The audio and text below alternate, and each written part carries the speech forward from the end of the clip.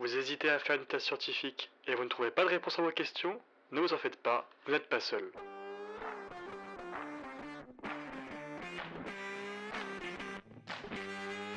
Je suis Ronin Abessidan, étudiant en première année de doctorat scientifique à Lille, et je vous propose de vous aider dans votre recherche. Avec thèse, antithèse, synthèse, nous allons à la rencontre des doctorants, des post-doctorants et même des chercheurs pour répondre à vos questions sur la thèse scientifique. Il est temps de brancher vos écouteurs, l'épisode va bientôt démarrer. Bonne écoute.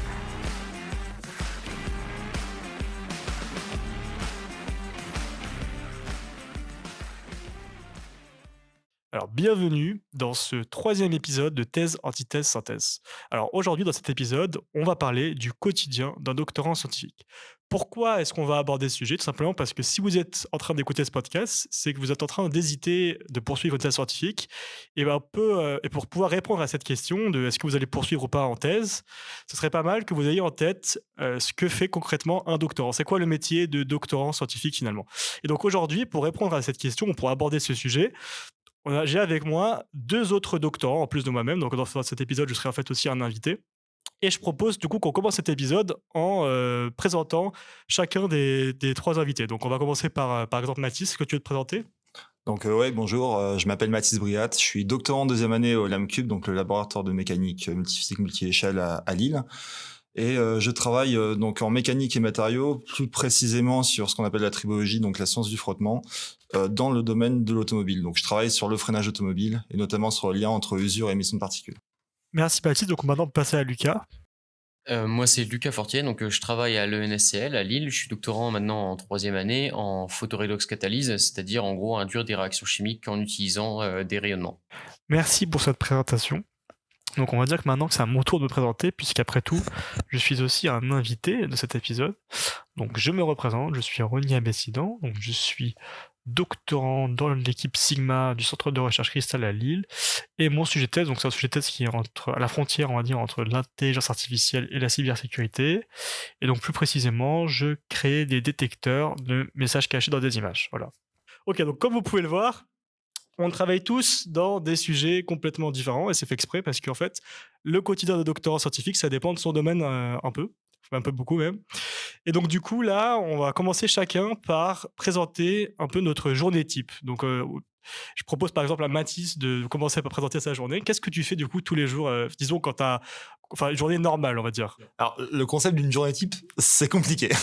On va dire que ça va dépendre d'à quelle phase je me situe de mon travail. C'est-à-dire moi, je travaille sur la partie expérimentale, je fais des essais sur bande de freinage où je fais frotter un disque et un patin, je mesure des tas de trucs, je fais du thermique, je fais de la mécanique, je mesure des émissions, je fais des compositions chimiques derrière.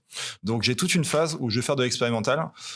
Chacun de mes essais, ça me prend à peu près une semaine, de la préparation jusqu'à l'élaboration, jusqu'à avoir acquis tous les résultats dont j'ai besoin. Du coup, lorsque je suis dans cette phase de mise en place d'essais, très concrètement, c'est les journées où je travaille le plus, parce que le banc, on est très nombreux, on est beaucoup à vouloir l'utiliser. Donc, je dois me placer par rapport aux autres, et du coup, je dois faire les choses assez rapidement. Donc là, ça me fait des gros horaires. Donc, je viens le matin, j'installe mon banc, je vérifie que tout est mis en place. Le soir, quand je pars, je m'assure que tout soit bien défait comme il le faut pour pouvoir ensuite m'en servir le lendemain. Donc, ça dure une semaine de cette manière-là. Ensuite, j'ai les phases de traitement. Donc, une fois que j'ai réalisé mes expériences, le gros de mon travail, c'est l'analyse des signaux derrière, l'analyse d'absolument ce que m'a donné tous les capteurs. Et là, ça va peut-être en surprendre quelques-uns, mais moi, j'ai une grosse dynamique de ma thèse qui est sur cette partie-ci, c'est-à-dire pour une semaine d'essai, je peux avoir un essai qui va me prendre facilement 4-5 mois de traitement derrière. Du coup, qu'est-ce que c'est? C'est du Python, c'est des analyses de signaux, c'est des analyses dans des laboratoires, d'autres laboratoires. C'est-à-dire que ça m'arrive de quitter mon labo, d'aller typiquement à Douai, d'aller récemment à l'Institut Chevreuil pour utiliser leurs instruments. J'ai pas tout à ma disposition ici pour analyser tout ce dont j'ai besoin et ensuite vient la partie interprétation. Et régulièrement, moi, à la différence de certains qui font une grosse étape de bibliographie au début et après, ça part, je dois faire de la bibliographie assez régulièrement parce que je vais me rendre compte au fur et à mesure de mes traitements que tel phénomène était important que j'avais pas du tout pris en compte. Du coup, je vais recommencer une biblio là-dessus. Je vais remettre la biblio à jour vu que le sujet sur lequel je travaille est assez contemporain et du coup, il y a énormément d'articles qui sortent toutes les 2-3 semaines, tous les 2-3 mois. Du coup, j'ai beaucoup d'étapes aussi de bibliographie. Et donc, quand je me lance dans une étape de biblio, je fais ça pendant 2-3 semaines. Donc, lecture d'articles, synthèse et rédaction pour ensuite essayer de garder des traces pour la prochaine fois. Donc en fait, il y a beaucoup d'expériences pratiques. Moi, je fais beaucoup de pratique. J'ai une petite partie simulation si j'ai envie. Enfin, si j'ai envie. On m'a demandé de la faire, mais c'est pas du tout mon expertise. Et auquel cas, pour faire ceci, j'ai l'aide de quelques autres doctorants avec qui je travaille, qui eux ont plutôt, pour certains, des spécialités numériques. Et c'est aussi l'avantage de ma thèse, c'est que je ne travaille pas dans une journée type tout seul dans mon coin. On s'entraide à plusieurs parce qu'on est globalement 4 doctorants à bosser un petit peu autour des mêmes thématiques, mais pas le même sujet. Mais du coup, on arrive toujours à trouver un moyen de s'entraider, à trouver une expertise chez quelqu'un que l'on n'a pas, et ainsi de suite, et inversement aussi. Donc, c'est un peu ce que j'aime bien dans ce que je fais actuellement, c'est que je ne travaille pas tout seul. On a moyen de s'entraider. Et du coup, même si à la fin d'une journée, je me retrouve bloqué, j'ai pas d'idée où aller, je peux discuter avec mes encadrants, mais aussi avec d'autres collègues qui ont peut-être rencontré mes problèmes dans leur recherche. Et donc effectivement, il y a beaucoup de collaboration, beaucoup d'entraide possible. Ça, Voilà, c'est une très bonne c'est chose. l'avantage que j'ai dans ma thèse, je trouve. Très bien. Alors maintenant, j'imagine que si je passe à la journée type de Lucas, ça va complètement changer. On va voir. Pour le coup, il y a des similarités quand même, notamment le côté bibliographique avec une mise à jour très très régulière. Mais j'avoue que j'ai pas de banc. Voilà. Bon, typiquement, donc moi, à la base, j'avais commencé par faire un master en spectroscopie et chimie quantique, donc très modélisation, très physique. Et donc, je te rejoins totalement sur le fait d'une expérience pendant une semaine, traitement pendant 6 mois. C'est exactement ce qui m'a cassé les couilles, c'est pour ça que je suis parti, en fait. Voilà. Donc là, je comprends tout à fait. Donc maintenant que je suis passé en chimie organique de synthèse, donc c'est typiquement tout ce qui est la synthèse pure et dure de molécules H24, quoi. Et donc en gros, quand on commence une thèse en chimie organique, c'est toujours la même chose. Il y a une énorme étude bibliographique qui est faite au préalable de la thèse, a priori, pour au moins encadrer le projet. Et ensuite, donc nous, on a vraiment très axé la recherche sur l'utilisation de la lumière comme un réactif à part entière. Plutôt que d'utiliser 2 réactifs qui vont réagir d'une certaine façon, on va forcer un réactif à réagir de la façon qu'on veut en utilisant de la lumière. C'est une autre forme d'apport d'énergie, en fait. Et donc, l'idée principale, c'est d'utiliser ce genre de choses pour faire des synthèses donc plus vertes, en quelque sorte, moins dégueulasses dans les faits. Et du coup, l'idée, c'est d'essayer de recycler des produits qui sont globalement inertes en utilisant de la lumière. En gros, c'est ça. Donc, faire une thèse en chimie organique, il y a toujours une sorte d'aspect cyclique. C'est-à-dire que vous avez donc le côté biblio qui va vous prendre pas mal de temps parce qu'il faut quand même donc cerner le projet. Et une fois que vous avez fait ça, vous devez établir une sorte de plan d'expérience pour savoir au final par quoi on va commencer. Donc, vous commencez par faire des tests et une fois que vous avez, donc on appelle ça faire de la pêche en fait. On envoie l'hameçon et puis on regarde ce que ça donne. Et une fois que vous avez des résultats expérimentaux, vous voyez ce qui est le plus probant. Une fois que vous avez fait ça, vous faites des démarches d'optimisation des expériences qui vous permettent d'augmenter les rendements, les conversions ou les trucs du genre d'un réactif A vers le réactif B. Et une fois que vous avez fait ça, vous testez l'étendue de votre méthode, ce qu'on appelle réaliser un scope, sur différents substrats pour regarder si la méthode peut être élargie à de nombreux types de molécules. Donc si la première partie, la bibliographie, est notamment réalisée chez vous, etc., le problème c'est qu'on arrive rapidement sur des journées très longues au laboratoire. Donc moi typiquement ça m'arrive de faire du 7-19 heures, mais bon c'est pas tout le temps on va dire. Et le problème dans une thèse en chimie organique, c'est que lorsqu'on arrive aux démarches d'optimisation ou même aux démarches de scope, on fait du labo tout le temps. C'est-à-dire qu'on n'a vraiment pas le temps de faire autre chose. Donc si vous voulez continuer de vous mettre à jour, etc., c'est chez vous que ça se passe le soir. Et pour tout ce qui est rédaction, c'est la même merde, etc., etc., etc. Donc autant vous dire que si jamais vous avez donc pêché un poisson en quelque sorte et que vous vous investissez à fond là-dessus, il va falloir se tenir au courant en même temps, en parallèle de tout ça. Donc ça prend énormément de temps, donc c'est quand même quelque chose qui la thèse, elle use en quelque sorte. Ah, je ne me doutais pas que c'était autant au labo et que du coup tu devais travailler beaucoup chez toi. Okay. C'est que du labo toute la journée. Là typiquement, j'ai eu un différent avec mon superviseur parce que je lance pas assez de manips. Mais typiquement, le fait de lancer des manips, ça m'empêche de faire autre chose à côté parce que j'ai pas le temps en fait. Ouais, moi j'ai moins cet aspect-là en fait. Une fois que je lance un essai, Je lance des coups de frein, j'en lance une centaine, 200 pour essayer de préparer la surface, pour essayer de faire en sorte que ce que l'on mesure soit répétable. Et auquel cas, mon action, c'est appuyer sur un bouton. Après avoir fait tous les réglages, la partie réglage est importante, mais j'appuie sur un bouton et ensuite ça déroule. Et du coup, ça va dérouler pendant combien de temps ? Pendant une journée ou deux. Et du coup, pendant ce temps-là, moi, je peux faire autre chose en parallèle. Donc, effectivement, je peux lire des articles, je peux taper des choses, je peux déjà commencer à faire un petit peu de synthèse, vu qu'en pratique, mon activité, c'est de vérifier qu'il n'y ait pas de problème au niveau de la machine et que tous mes signaux soient enregistrés en temps réel pour ensuite être post-traités plus tard.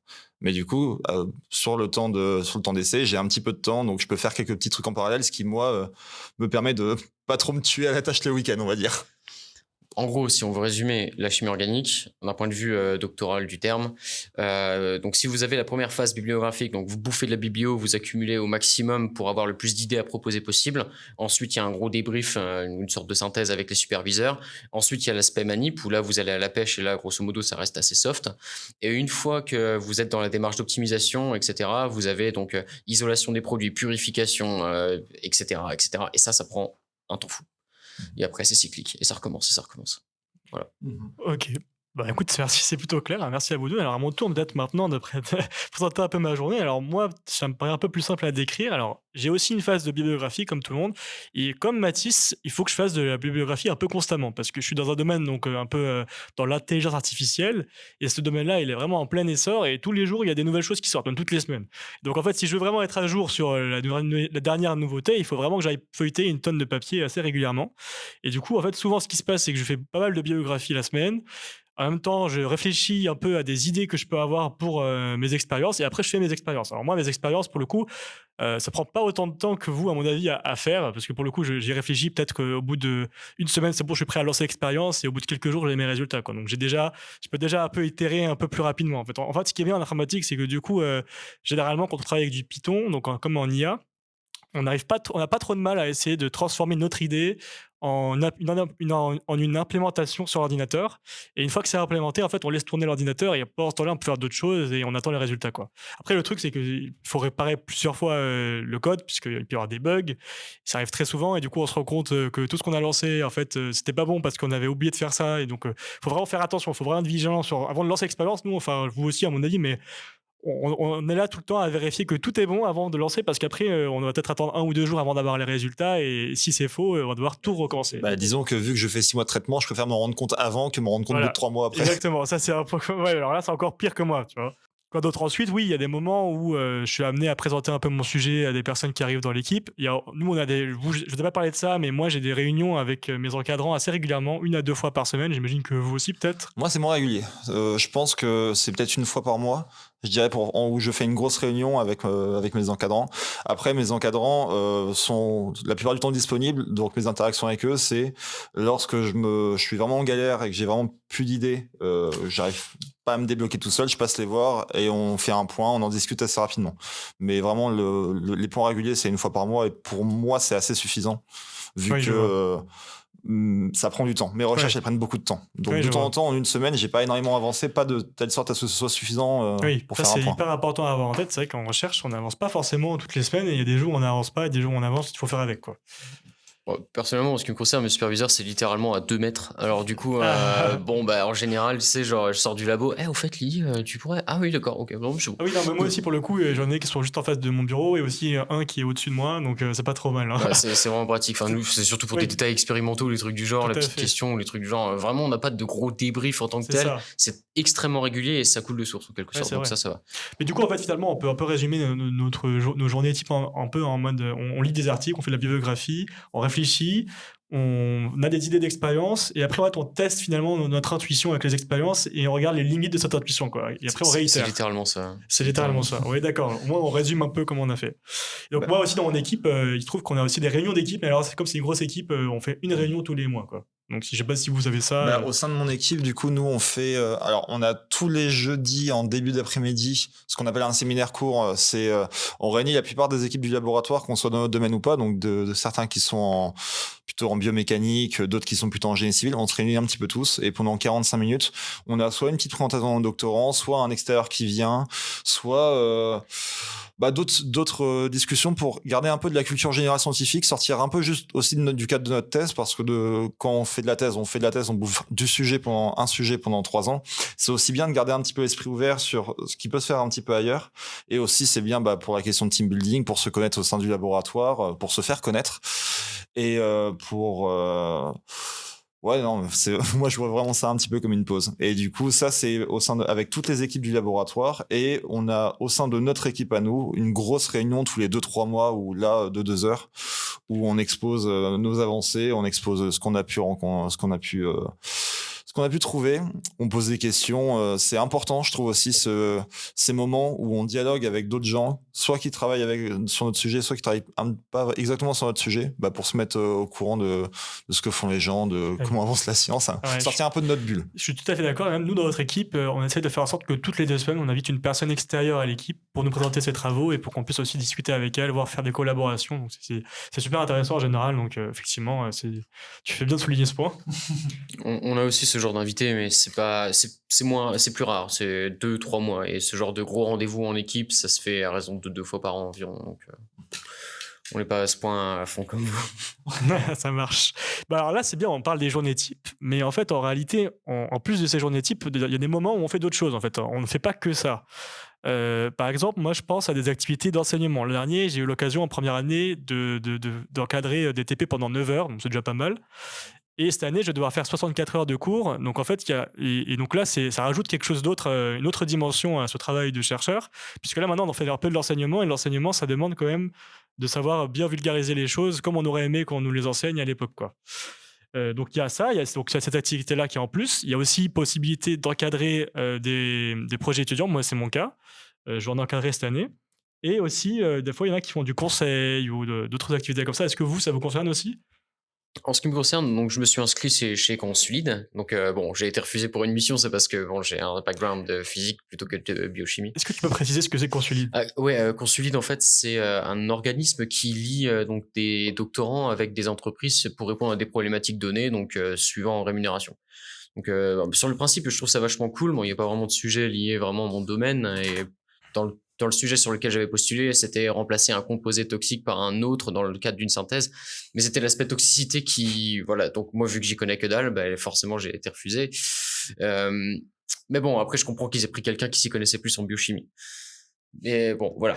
Donc typiquement, moi, j'ai eu l'occasion justement de faire de l'enseignement. Pas mal d'enseignement d'ailleurs, à hauteur de 52 heures en 2e année. Et là, j'en ai repris que 32. Donc j'ai fait un peu de TD et surtout du TP. Les TP de chimie organique, donc on voit bien qu'il y a vraiment besoin d'un encadrant, parce que sinon c'est chaud. Oh la vache. Surtout que si tu manipules des substances toxiques. Entre les gens qui sortent des conneries et les gens qui font des conneries, je peux vous dire c'est beau à voir.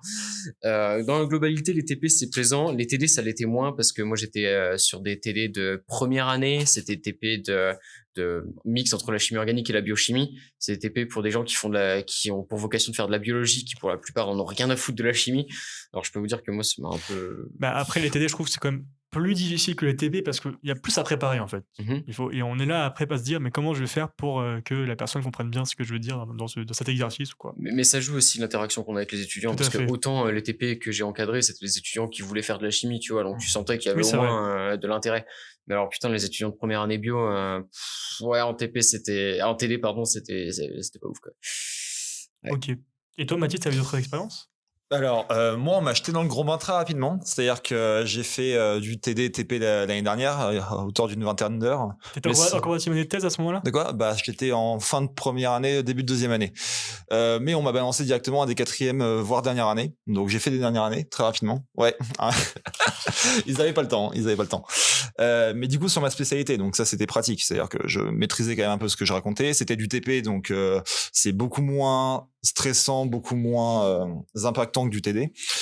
J'ai eu 4 petites heures de TD, mais dans ce cas-là, c'était pas forcément très compliqué. C'était plutôt de la visite et d'explication de ce qu'on était en train de faire au laboratoire. Donc, ok, ça va. Et cette année, je fais 64 heures. Donc, 2e, 3e, 4e, 5e année.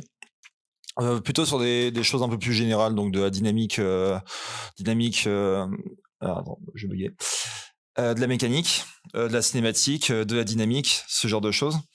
Donc on est quand même sur quelque chose de plus théorique que ce que j'ai l'habitude de faire, mais c'est déjà des cours que j'avais eu l'occasion de suivre à l'époque. Donc maintenant, je me retrouve de l'autre côté, de l'autre côté du bureau. Ça va m'arriver aussi cette année, quoi. C'est-à-dire que c'est des cours que j'avais suivis quand j'étais étudiant, donc je les connais bien. Du coup, ça me dérange pas d'être de l'autre côté du bureau. Et ouais, c'est une expérience que je trouve importante parce que l'on parte après derrière dans le privé ou dans le public, on sera quand même à un moment amené à parler devant une foule, à être un minimum pédagogue, à expliquer ce qu'on fait. Donc ça, c'est assez intéressant quand même de se former à cet aspect discussion et présentation et pédagogie. Après, moi, tout ce qui est conseil, j'ai pas eu encore l'occasion de m'y confronter. Donc ça, pourquoi pas.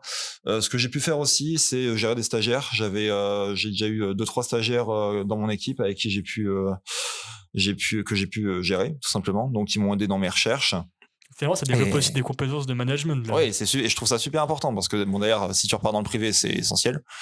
Et même dans le public, c'est toujours sympathique d'être pédagogue, de savoir gérer des équipes parce que peut-être que tu vas arriver en tant que prof, maître de conférence, mais tu vas peut-être finir à la fin chef de département. C'est toujours sympa d'avoir ce côté management, d'avoir ce côté savoir se mettre à la place de son auditeur, savoir adapter son discours à la personne qu'on a en face de soi, que ce soit pour des cours ou pour des présentations juste derrière. Tout à fait. Et d'ailleurs, il y a aussi, en parallèle de toutes ces activités, il y a aussi les formations doctorales. J'ai oublié de mentionner, on doit, en tant que doctorant, participer à un certain nombre de formations, ou plutôt valider un certain nombre de crédits que nous permettent d'avoir des formations.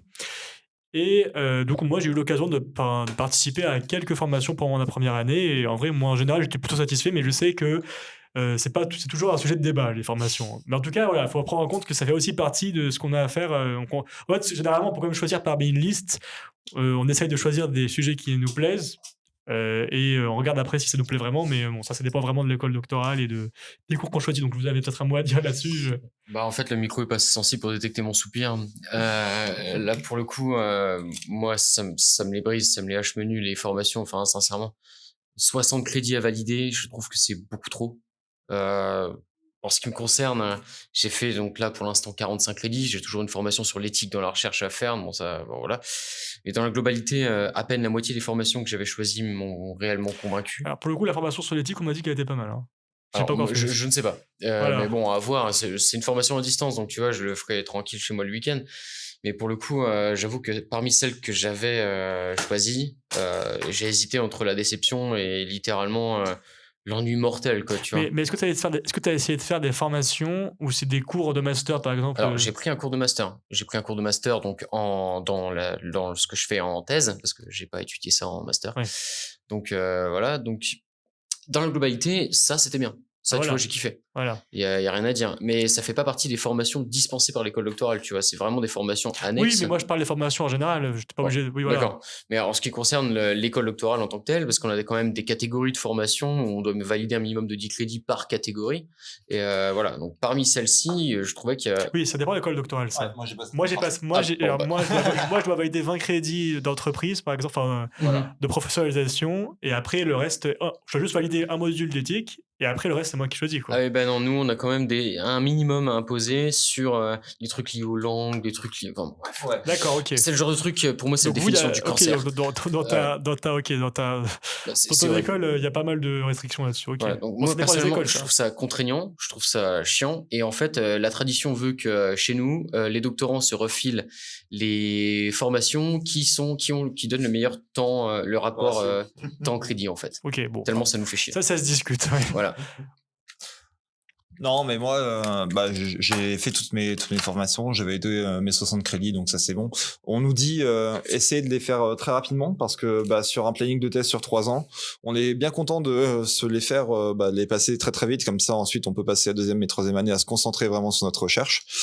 Moi, j'en ai trouvé des sympas, bon, il y a clairement pas de souci. C'est-à-dire que pour le côté pédagogique, j'ai fait des cours sur animer des groupes dans l'enseignement, donc pour développer des compétences que j'avais pas avant. Après, il y avait pas mal de formations où je trouve que ça faisait un petit peu de la redite par rapport à ce que j'ai pu avoir déjà en école. Mais ça, c'est normal parce que quand on arrive en thèse, on a tous un background différent. Donc forcément, il y a des formations qui, moi, me parlent, que j'ai pu faire dans mon passé. Pour d'autres personnes, ça sera totalement nouveau et donc c'est franchement bien de s'y intéresser. Et après, moi, j'ai un peu développé plutôt mes compétences en informatique, donc j'ai pris beaucoup de beaucoup de cours sur sur de l'info, parce que c'est un peu ce qui pêchait quand j'étais en école. Et maintenant, dans ma recherche, c'est absolument indispensable. Donc, j'ai essayé de passer beaucoup de temps à faire ça, donc à développer mes compétences en informatique. Et du coup, ce côté-là, vu que c'est des cours que j'ai sélectionnés un petit peu en dehors du catalogue, ça m'était vachement utile. Sinon, j'ai fait un cours de LaTeX qui faisait un petit peu redite avec ce que j'ai pu faire déjà quand j'étais un petit peu en école. On va un petit peu plus loin, c'est sympa parce qu'on parle un petit peu du mémoire de thèse aussi.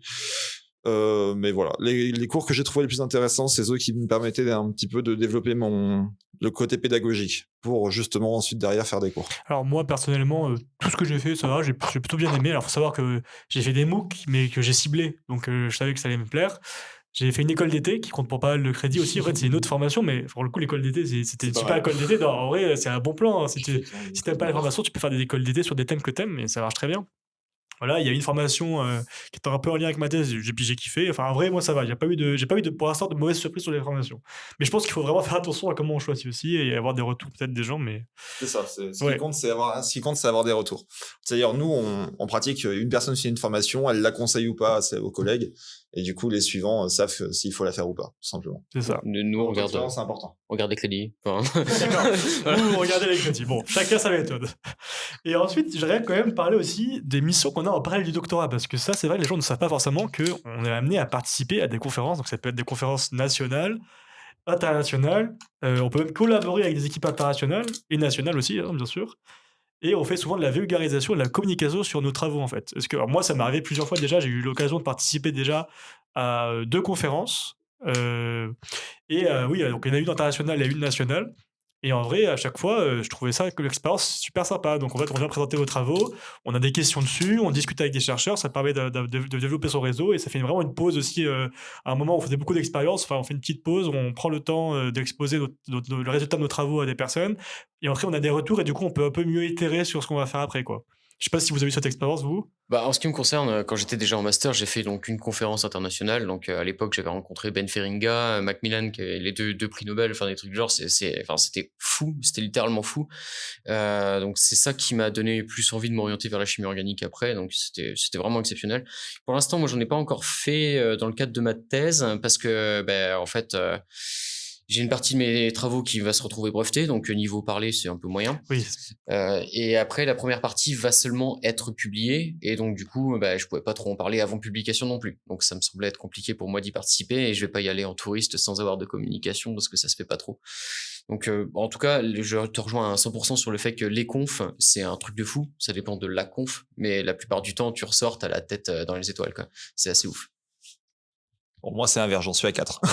Alors, moi, j'ai eu l'occasion d'en faire beaucoup des conférences, parce que il y a des conférences en freinage automobile, donc je cite typiquement JFT, Journée internationale francophone de tribologie, ou Eurobreak, donc c'est le freinage à l'échelle européenne. Mais d'autres aussi, un peu plus sur de la mécanique générale, qui sont tout aussi intéressants pour moi. Donc là, récemment, j'en étais à une en fin août où j'ai présenté. Donc j'ai eu l'occasion de faire une présentation orale, une communication orale. J'en ai fait pour le moment 3 des communications orales, et j'ai fait plutôt un format poster. Dans le format poster, je trouve un peu moins prise de tête. Les présentations orales, c'est un peu stressant, typiquement si on n'a pas forcément l'habitude de présenter. Mais après, ce qui est super intéressant, c'est d'une part le côté retour, parce qu'on va présenter nos travaux à des gens qui ne sont pas de notre équipe, donc qui ne connaissent pas exactement ce qu'on fait, qui ont peut-être des spécialités différentes, et du coup, le côté feedback derrière est indispensable, dans le sens où on va présenter des choses. Peut-être que quelqu'un dans le public a déjà bossé soit sur la même chose, soit déjà des idées d'analyse complémentaires qu'on pourrait mettre en place. Et auquel cas, toutes les discussions qui suivent les présentations, c'est bien ça qui est le plus important en conférence, je trouve. Typiquement, sur ma conférence en fin août, quand j'en suis revenu, je suis revenu avec beaucoup de réponses à mes questions, alors que c'était moi qui étais censé présenter. Mais j'avais beaucoup de personnes dans le public qui ont pu m'aider, et j'ai récupéré des mails, des gens avec qui j'ai continué de discuter par la suite. Donc tout ce côté conférence, je trouve très très important. Et j'ai discuté avec pas mal de collègues qui ont soit l'habitude d'en faire beaucoup, soit n'en ont pas fait du tout, et auquel cas je trouve un peu ça dommage. J'essaie de les pousser un petit peu pour qu'ils puissent aussi un peu profiter de ça. Donc voilà. Et puis à savoir aussi qu'on va rencontrer des spécialistes de notre de notre thématique, de notre spécialité, peut-être même des gens qu'on pourra éventuellement retrouver dans le jury de thèse derrière. Donc c'est aussi bien pour le côté des réseaux, pour l'après-thèse, si on veut se rendre dans un laboratoire, si on veut changer de labo, c'est toujours bien de connaître des gens et d'avoir un petit peu une idée de ce qu'ils font aussi. Et du coup, quand on se balade en conférence, souvent on va sur des sites gérés par ces équipes-là. Du coup, on découvre un petit peu leur méthode de travail et sur quoi ils bossent, parce que dans les conférences, de temps en temps, on a une petite partie visite de labo. Et ça, c'est super. Je trouve ça super bien pour l'après-thèse aussi. Ok, et t'as eu l'occasion de faire des collaborations avec d'autres équipes que la tienne, du coup? Dans des travaux? C'est plutôt eux qui m'ont filé un coup de main que l'inverse, on va dire, pour l'instant, parce que je suis encore un petit peu au début, et ceux qui m'ont filé un coup de main, c'était soit des gens qui avaient fini leur thèse, qui étaient en postdoc, soit des gens qui étaient carrément HDR, donc des gens un petit peu plus costauds que moi. Mais on en discute un petit peu derrière. Après, de la collab sur leurs recherches, pas pour le moment. D'accord, ça marche. Bon, écoutez, là, je pense qu'on a quand même fait un bon tour des activités du doctorant scientifique. Alors, évidemment, ça dépend des domaines, hein. Peut-être qu'on refera un épisode avec d'autres domaines encore, hein. C'est toujours intéressant. Alors, peut-être avant de clôturer l'épisode, est-ce qu'il y a une personne là qui voudrait dire quelque chose qu'on n'a pas dit et qui serait important de mentionner? Je sais pas si vous pensez à quelque chose de particulier ou sinon on clôture l'épisode. En dehors du fait que je deviens allergique aux mots publications, tout va bien. Je sors d'une publi et c'est fatigant. Voilà. Ok, très bien. Voilà. Bon, ça marche. Écoutez, merci beaucoup pour votre témoignage. Merci pour l'invitation. C'est très intéressant. J'espère que ça va vous aider, à vous les auditeurs, à un peu mieux cerner ce que c'est que ce métier de doctorant scientifique. Et du coup, on se dit à la prochaine avec l'épisode 4 qui, à mon avis, parlera du coup du syndrome de l'imposteur.